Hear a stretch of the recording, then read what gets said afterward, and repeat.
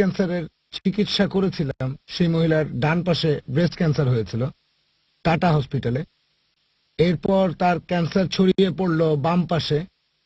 আমি যখন সেই মহিলার ফটো তুললাম তখন আত্মা সম্পর্কে জানতে পারলাম। বিভিন্ন পশু আমরা যেগুলা খাই, আর একটা পশুর আত্মা এটা থাকে সেই পশুর শরীরের ভেতরে। এটা এক ধরনের এনার্জি। এখন এই ইলেকট্রোম্যাগনেটিক এনার্জি এটা 99% শারীরিক সমস্যার কারণ। ধরেন মোবাইল খুব বিপজ্জনক। ভারতের 100 কোটি মানুষকে মেরে ফেলার জন্য শুধু মোবাইল ফোনই যথেষ্ট। আমাদের সরকার আর মেডিকেল সায়েন্স এই আধ্যাত্মিক বিজ্ঞানটা জানে না। অদৃশ্য এনার্জি মানে ইলেকট্রোম্যাগনেটিক এনার্জি, যে কোনো ইলেকট্রিসিটি। ভাই ডক্টর জাকির নায়েক মেডিকেল আর বিজ্ঞানের ছাত্র। আমি আপনাকে বলবো এই ভূমিকা বাদ দিয়ে সরাসরি প্রশ্নটা করেন। আমি আসলে বলছি নন ভেজ খাওয়ার কথা। এখানে পদ্ধতিটার কথা বলা হয়েছে যে কিভাবে পশুকে হত্যা করা হবে। যদি হত্যা করা হয় এক কোপে, তাহলে আত্মা বেরিয়ে যাবে, এনার্জি বেরিয়ে যাবে। সেই মাংস খেলে কোনো সমস্যা হবে না। কিন্তু যদি সঠিকভাবে কাটা না হয়, নিষ্ঠুরভাবে জবাই করা হয়, এনার্জি তখন মাংসেই থেকে যায়। আর সেই মাংস খেলে আপনি সেটা বুঝতেও পারবেন না। যদি কাটা হয় খাড়া দিয়ে অথবা কাটা হয় কোনো ফ্যাক্টরিতে, তখন পশুটার আত্মা বেরিয়ে যায়। সেই মাংস খেলে কোনো সমস্যা হবে না।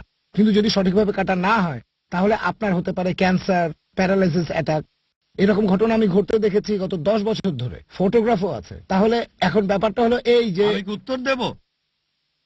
এবার আমি বলি, ভাই আপনি প্রশ্ন করলেন যে আপনি একজন মুসলিম মহিলার ব্রেস্ট ক্যান্সার সারিয়েছেন, তারপর মহিলার বাম দিকে ক্যান্সার ছড়ালো, আপনি সেটাও সারিয়েছেন। তারপর আপনি বললেন কোন পশুকে তাৎক্ষণিক হত্যা করলে আত্মা বেরিয়ে যায়, যদি নিষ্ঠুরভাবে পশু হত্যা করা হয় আত্মা থেকে যায়, তখন সমস্যা হয়, ক্যান্সার হতে পারে। এক কথায় ভাই আপনাকে আবার অনুরোধ করছি, আপনি জয়েন করতে পারেন টাটা মেমোরিয়াল ক্যান্সার হসপিটালে। আমি কয়েকজন ডাক্তারকে সেখানে চিনি। আমি আপনাকে বলতে পারি, ভারতের সরকার একটা আইন করেছে, ড্রাগস অ্যান্ড ম্যাজিক রেমেডি 1954। সেখানে বলা হয়েছে যে অনেক অসুখের কোনো চিকিৎসা নেই, সেখানে কোনো কিছুই বলা যায় না। আর এটা হলো 99%। এখন আমি যেটা বলতে পারি, প্রশ্নের উত্তরটা দিইনি, এখনো 5 মিনিট আছে, অন্য লোকদের সুযোগ দিতে হবে। আগে প্রশ্নের উত্তরটা দিয়ে নি। সরকার আপনাকে অনুমতি না দিয়ে ঠিকই করেছে, কারণ আমরা চাই না হসপিটালে আরো সমস্যা বেড়ে যাক। আমাদের যেটা করতে হবে, মেডিকেল সায়েন্স মাত্র, তাহলে এখানে দাঁড়িয়ে আছেন কেন?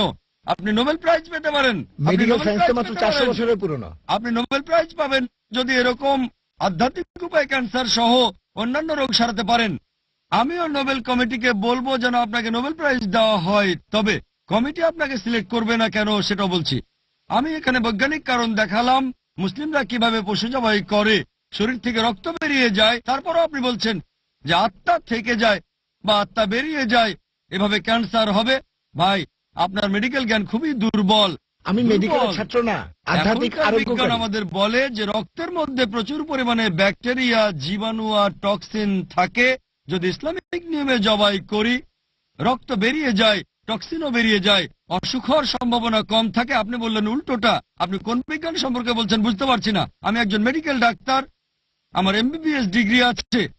আর কোরআন বলছে সূরা নাহল অধ্যায় নম্বর 16 আয়াত নম্বর 43 আর সূরা আম্বিয়া অধ্যায় 21 আয়াত নম্বর 7, ফাসআলু আহলে যিকরি ইন কুনতুম লা তা'লামুন।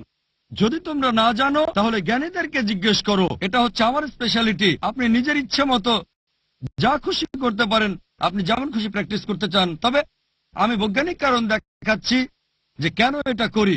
আর সেজন্য ইসলামিক নিয়মে জবাই এটা অনেক ভালো, এটা অনেক বেশি স্বাস্থ্যসম্মত, মাংসও টাটকা থাকবে অনেক সময় ধরে। আশা করি উত্তরটা পেয়েছেন।